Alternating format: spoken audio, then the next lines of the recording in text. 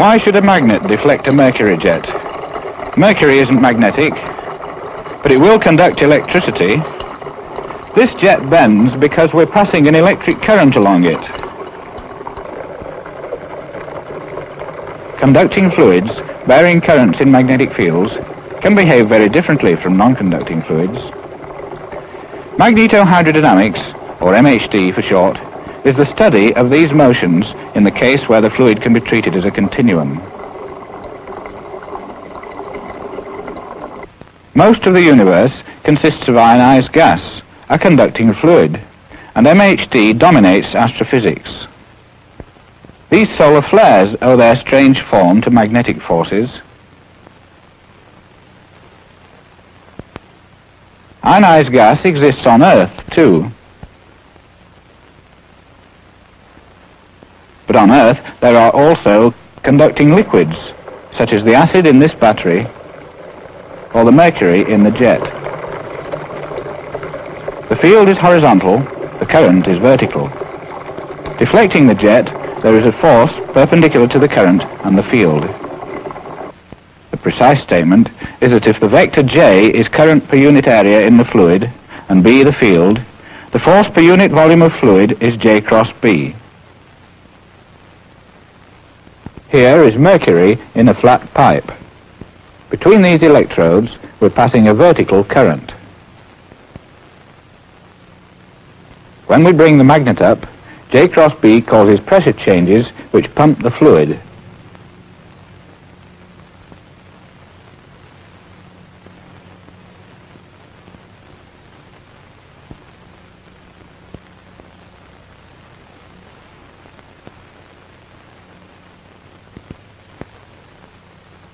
In this experiment, we impose currents from an external source. But motion of a conductor in a magnetic field can induce currents, and these too produce J cross B forces.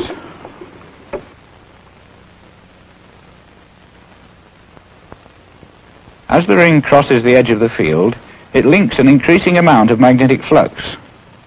According to Faraday's law, a current will be induced around the ring. This current produces the force we observed. The J cross B forces on a conductor are distributed throughout its interior. When the conductor is a solid, it doesn't deform.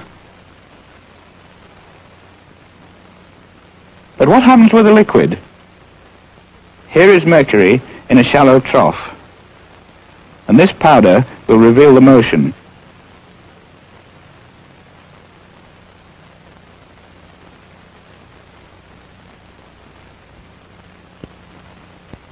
The effect of the J cross B force is obviously much more complicated for a deformable fluid than for a rigid solid.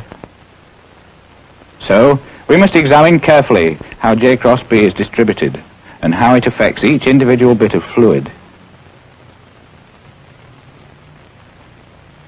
In order to see how the fluid moves internally, we use this flat duct in which we'll put a transparent electrolyte. The duct goes in a magnet that provides a uniform vertical field. Here is a cross-section of the apparatus. This inclined mirror enables us to view the fluid in the direction of the field lines. In this view, we can see two electrodes, between which we can pass a two-dimensional current distribution. The resulting J cross B distribution is quite complicated. The pressure difference between these 2 points will be revealed by this manometer. Now the fluid is in, and the upper fluid in the manometer is colored to provide contrast. The fluid in the duct is stationary and contains dye lines. The magnetic field is on, but the current is off. Now we switch on the current, and the manometer reveals the resulting changes in pressure. But the fluid in the duct moves only slightly. In this case, then, the fluid can sustain J cross B forces without being seriously disturbed. The pressure must have changed so that the pressure gradient balances J cross B to a close approximation. But the pressure gradient is an irrotational vector, and so we conclude that here J cross B is irrotational and is not capable of making any fluid element spin, even though it is very non-uniform. Now the fluid is in motion. When the same J cross B distribution is applied, the manometer indicates that J cross B forces are again altering the pressure distribution. But for a given flow rate, the flow pattern is unaffected. J cross B is still irrotational, and changes in the pressure distribution are able to balance it. So far, the currents have been in a uniform magnetic field. Let's move to the edge of the field. Now the currents cross the region where B falls from a uniform value to 0. Here's the electrolyte at rest. The current goes on. Let's repeat that. J cross B is rotational now and makes the fluid spin. More precisely, it creates vorticity.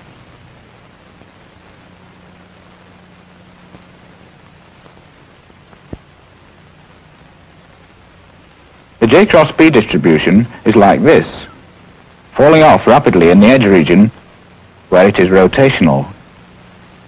But a pressure gradient can only be irrotational, so it can't balance J cross B anymore.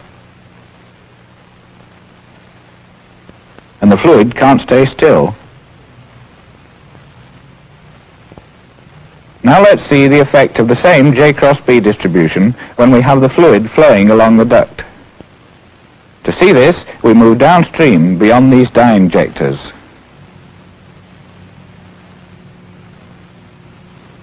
This is the flow without the current.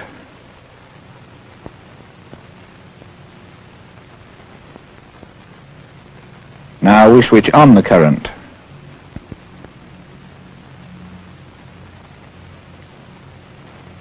The flow contains vorticity. It is generated upstream at the edge of the field by those rotational J cross B forces. Here's the previous experiment again for comparison.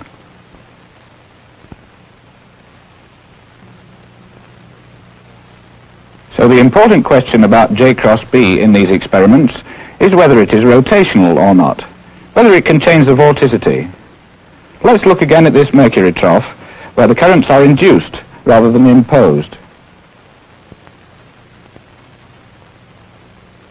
Vorticity is being generated, but these forces can sometimes suppress vorticity instead.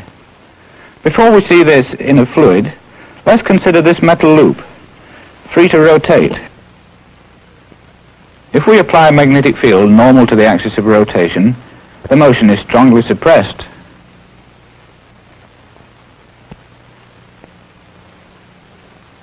It's easy to see why. When the loop is aligned like this and rotates a little way, it begins to link magnetic flux, and the current is induced like this. The resultant J cross B forces oppose the rotation. For small inclinations, the opposing torque is proportional to angular velocity. If the axis of rotation is parallel to the field, there is no opposing torque because the loop doesn't link a changing magnetic flux. But rotation stops quickly when the axis is perpendicular to the field. So in the fluid, a magnetic field should suppress vorticity whose axis is normal to the field. Here is a trough of mercury in the gap of a magnet that can produce a horizontal field. Vertical vortices will be made by dragging this blade through the mercury. They are made visible from above by reflecting a pattern in the surface of the mercury.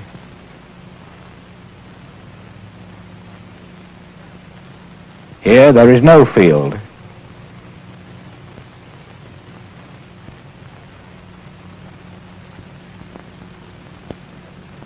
Here it is again, and in the lower picture, the field is on. The vortices decay faster in the field.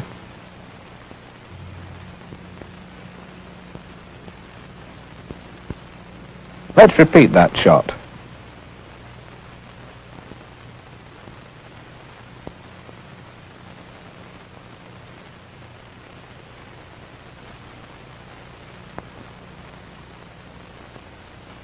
Here, we're outside the field.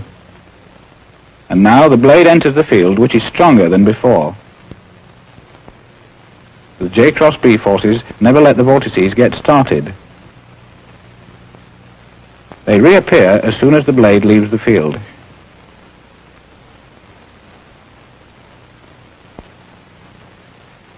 We've now seen rotational J cross B forces creating vorticity and suppressing it.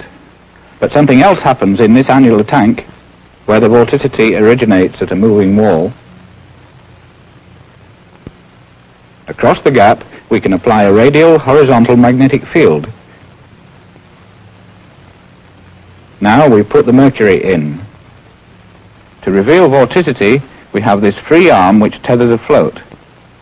The paddles of the float are free to rotate with the mercury and so reveal its vorticity.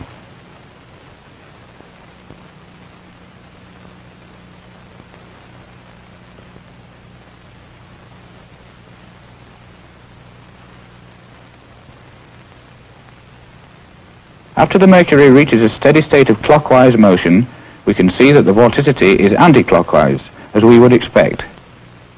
But watch what happens when we put on the field. There. Here's the motion again without the field, and it goes on now.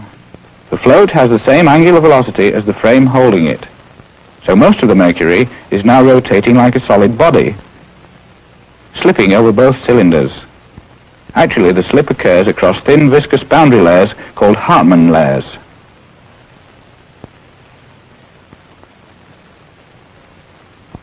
With this mechanical analog, we can see what happens.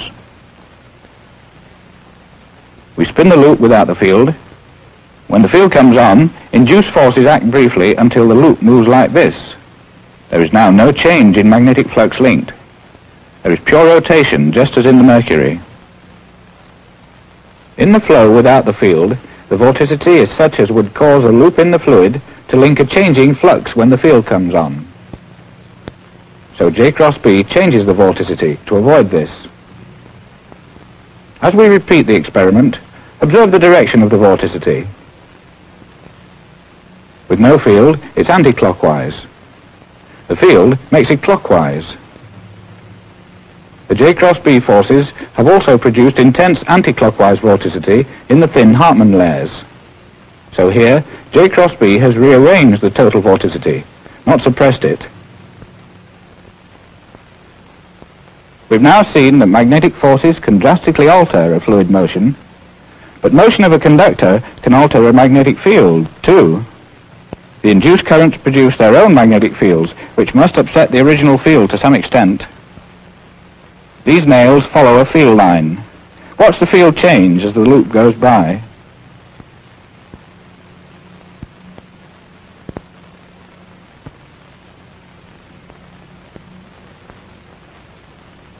This perturbation of the field was a weak effect in all the experiments so far, and we ignored it.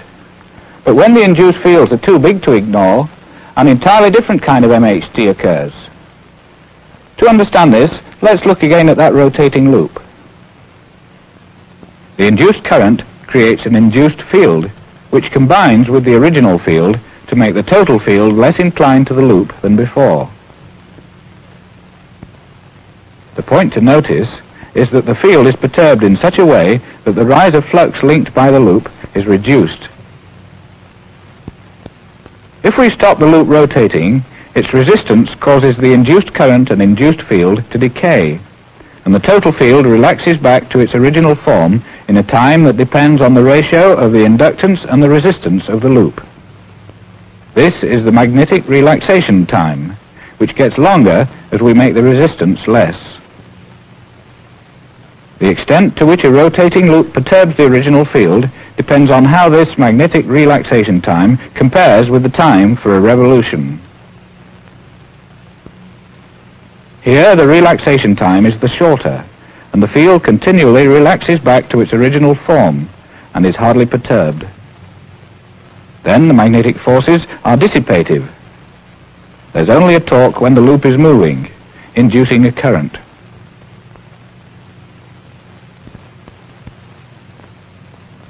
But when the magnetic relaxation time is long, because the resistance is small, the field is deformed more and more, until there is virtually no change of flux linked by the loop.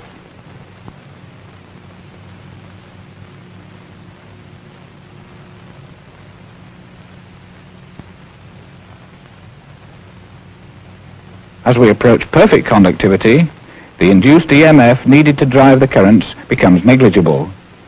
Spontaneous currents alter the field so that the flux linked by a perfectly conducting loop never changes. Between these large field coils, there is a small coil. We're going to use it to show how a perfectly conducting loop would behave. The coil can be connected to a feedback system so that it always links the same magnetic flux. The magnetic needle tells us the direction of the field. Now there is no feedback in the coil, so when we turn it, the needle is not affected. Contrast that with what happens when the feedback is on. The needle stays in the plane of the coil because it perturbs the field so that it still links no magnetic flux.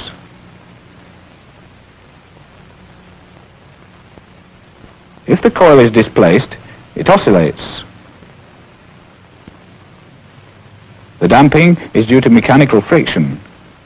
There can't be electric dissipation if there is perfect conductivity. It's less than the magnetic relaxation time, so the field is strongly perturbed. And now the J cross B forces produce a restoring torque, which, for small inclinations, is proportional to angle of inclination, like an elastic restraint. In a fluid, the same ideas apply. In any loop drawn in the fluid, the magnetic relaxation time is of order mu naught sigma L squared, which is big if sigma, the conductivity, is large, or L, the scale, is large, as it is in astrophysics. The question is how this time compares with other times characteristic of the motion. In this experiment, the magnetic relaxation time for loops drawn in the vortices is short compared with their rotation time. So J cross B is dissipative, not elastic. Before we show elastic behavior in a fluid, let's consider the simplest motion that contains vorticity. These rectangles represent layers of fluid which can slide past each other. There is then vorticity between the layers. Suppose we apply a magnetic field like this. The question then is, what will be the effect of the J cross B forces whenever they are elastic? Rather than dissipative. Consider this loop lying between two layers of fluid. At present, the loop links no flux. If we move this layer down, the induced currents around the loop produce elastic forces like this, tending to twist the loop back in line. This force pushes this layer of fluid down, and then the next loop suffers the elastic forces. And the action is passed on down the line. Here's a working model. On these pivoted rods are attached flexible loops which are connected to a feedback system so as to simulate perfect conductivity. With the field on, we disturb the first rod and the motion propagates as a wave. Here it is again in slow motion.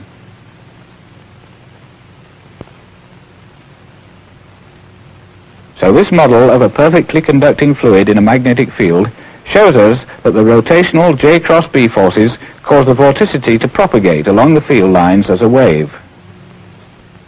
This kind of wave is named an Alfvén wave after its discoverer.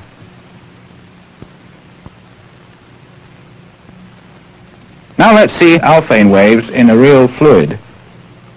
In order to approach the perfect conductivity condition, we have to use a liquid mixture of sodium and potassium, which has to be contained in this airtight tank.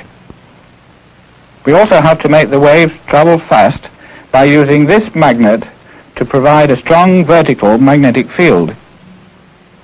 Then, the transit time of the waves is short compared with the relaxation time of fields in the fluid.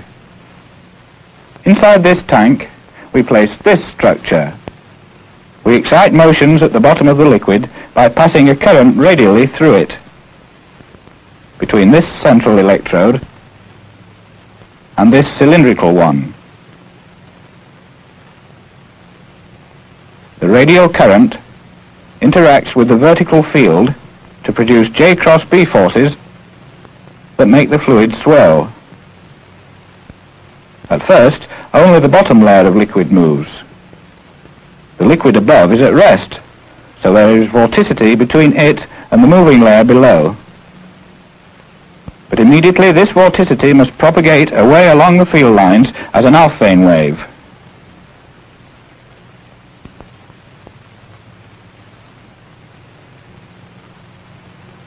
The layer of radial current travels with it, too. The current layer deforms a magnetic field. We can detect the magnetic changes with this search coil, which is immersed in the fluid. The signals from the search coil are displayed on an oscilloscope. Now the apparatus is ready for our experiment with the tank in the magnet gap. These leads carry the exciting current.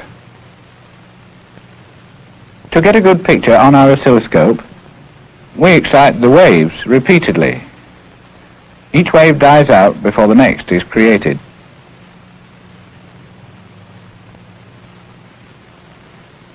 The upper trace shows the sudden onset of current in the exciting winding. The lower trace shows the signals generated in the search coil. Now the magnetic field is off, and the lower trace shows only some stray signals. No signal reaches the search coil itself, which is shielded by the liquid. But as the field comes on, the trace changes.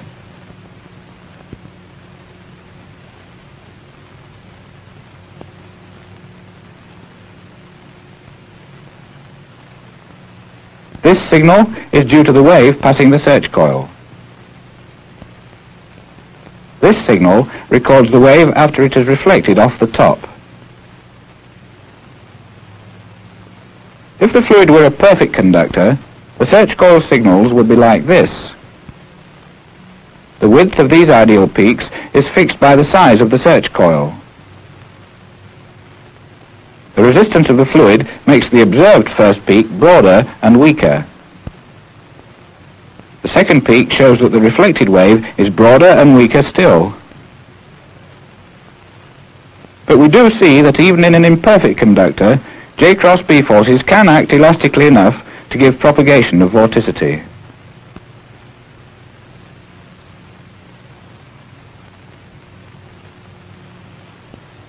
Vorticity has been our main theme because J cross B forces affect fluid motions by being rotational. They sometimes create vorticity,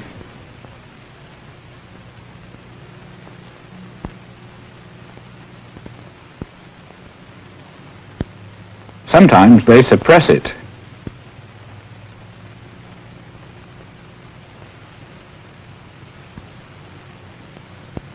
Sometimes they even reverse it.